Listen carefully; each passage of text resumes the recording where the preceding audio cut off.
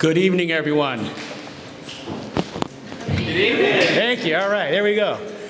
First of all, thank you for coming out. I know that after work, and I know that you have many things, but we wanted to make sure that the community was informed around this investment that's coming along Chicago Avenue. And I'll tell you, the issue that kind of brought this, that I brought this to CDOT on was we had a fatality a couple years ago right here on Oakley in Chicago.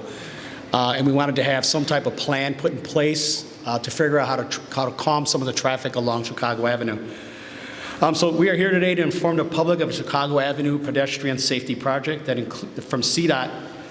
After I called CDOT to do a study of Chicago Avenue, over the past year, CDOT has conducted traffic studies for which they will present their finding as to how they will adapt Chicago Avenue for better pedestrian safety measures. We want to stress that this town hall is specifically focused on the pedestrian safety only. Since taking over West Town, the portion of the 36th Ward, my office has invested about $1.5 million in resurfacing alleys and streets in the area. If you have any questions regarding those projects or want to talk about some projects that we need to do, my staff is here today. Christian's in the back. He is the gentleman that works on infrastructure projects. So be more than happy to get with him so that way we can find out what are some of the requests. We can tell you what are some of the things in the pipeline.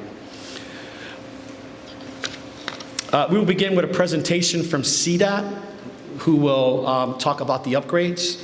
Upon completion of their presentation, you will get a chance to meet with CDOT staff that can show you those changes with their maps. And as you walked in, there are boards around the room, so please take a look at them. If there's any questions, we have many staff from CDOT here, as well as some interns that are here as well that we want to get them on the right foot. So we want to thank you for attending today's meeting and look forward to working with you all moving forward. And with that, I'll turn it over to Sid from CDOT, who will introduce his team and begin the presentation. Thank you, Sid.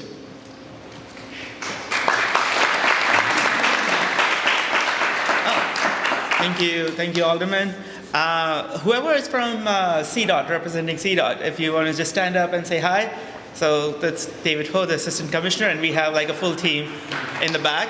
So after the presentation, please find us if you have any questions and stuff like that. Question? We want to start with some encouraging news. We have been doing a lot of investments in traffic safety as City of Chicago, and those investments are thankfully showing some results. So since the peak of 2021, we have had a 35% reduction in traffic fatalities in the city. And this is compared to 15% nationwide. So it is really encouraging. And the work that we are going to talk about on Chicago Avenue right today is built on our experience of doing this, at other locations, and which we have seen help make it easier for people to walk on a busy corridor. So next slide.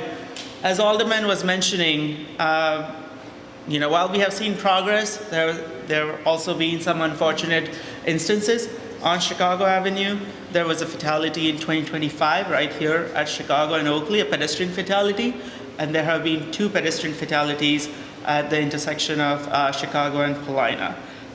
So that's why we understood Chicago Avenue to be a corridor which we want to improve pedestrian safety for. But Chicago Avenue is, of course, not just a corridor for pedestrians, but it's a main transit thoroughfare.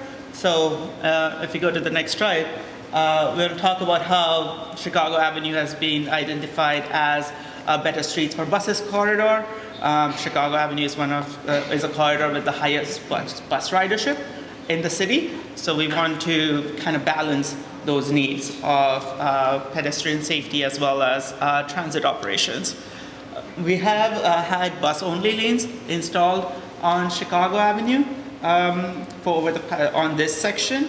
Over the past 4 years or so, there were new bus lanes installed east of Ashland pretty recently, last year, if I'm not wrong. And we have a vision for Chicago Avenue as a corridor to be a transit priority corridor where it is congested, and to be a community and safety, prioritized traffic safety sort of where the corridor is not congested, where the speeds are already high. On this project corridor, we have seen 3 pedestrian fatalities, as we mentioned, and over 600 traffic crashes, resulting in over 200 injuries. We have done speed data collection, and we have seen, especially during school drop-off times, that is 7 a.m. to 8:30 a.m., over a quarter of people were already speeding about 30 miles per hour. If you are speeding at about 30 miles per hour, you have a very high chance of actually killing someone if you hit a pedestrian or a cyclist. And we want to make sure that we reduce those chances. Next slide.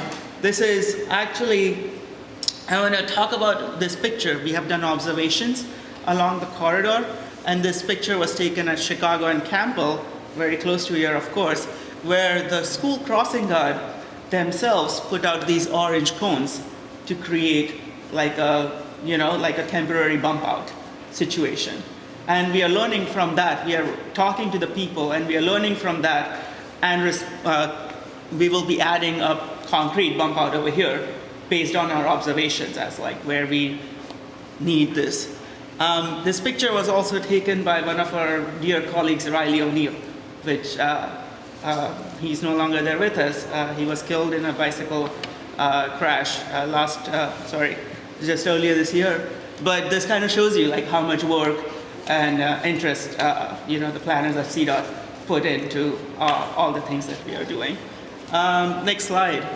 We have done a data analysis to kind of see where the crashes are happening. So beyond just traffic fatalities, here's where the concentration of different pedestrian crashes are happening. Injury crashes are happening.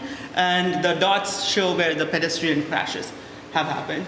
And we have kind of been cognizant of this information to locate within the budget that we had what sort of improvements we can do and where we can install these improvements. So talking about what improvements we have, next slide.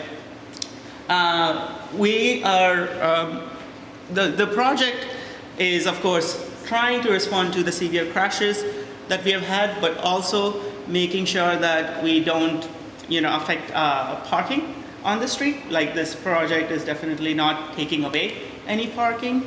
There are some instances where if we are adding a bus bulb or if we are closing a defunct driveway, we might add a spot or two. So as a net along the corridor, there will be no negative impact to the parking. And to help with the transit operations, we are going to install bus bulbs. We'll talk a little bit about what those are later.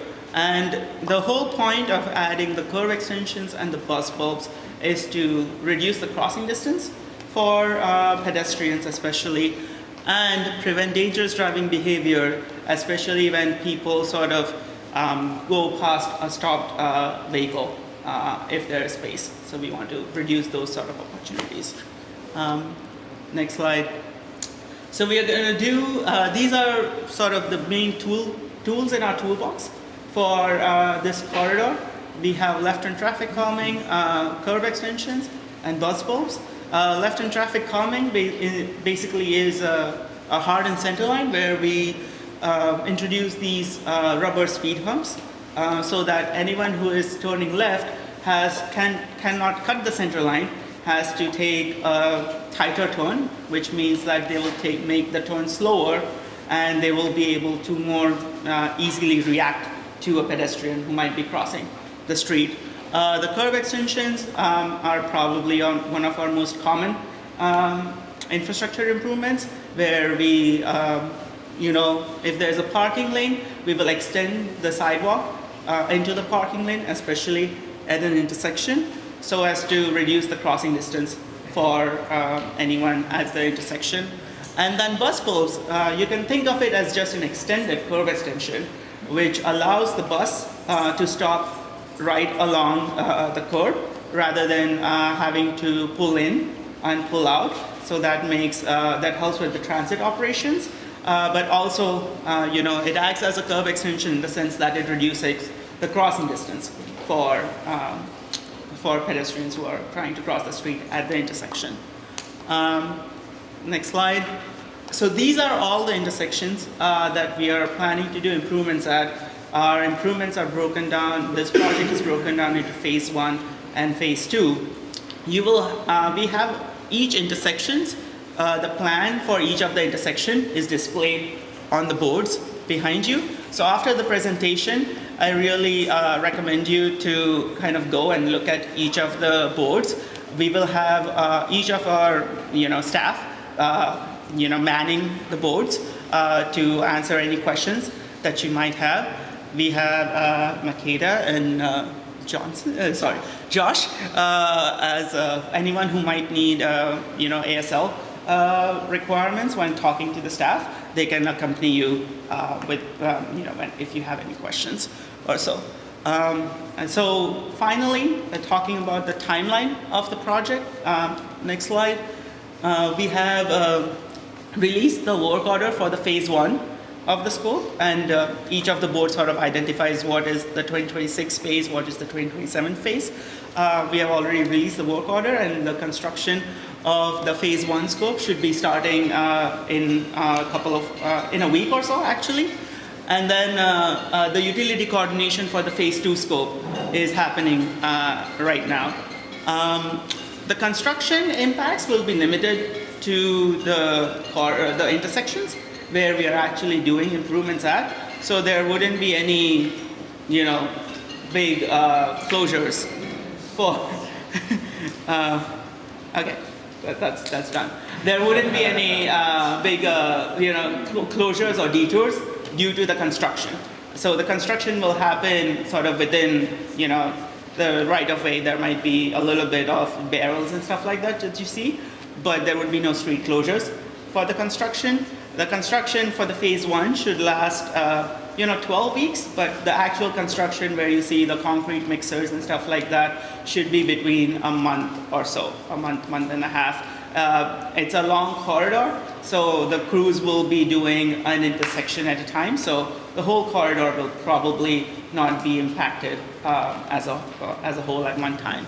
The phase 2, which is the phase 2 of the project, will start in 2027, or hopefully early 2027, after we are done with all the utility coordination. And similar to phase 1, we will release the work order in early 2027 and expect all of the project to be done by summer of 2027, hopefully.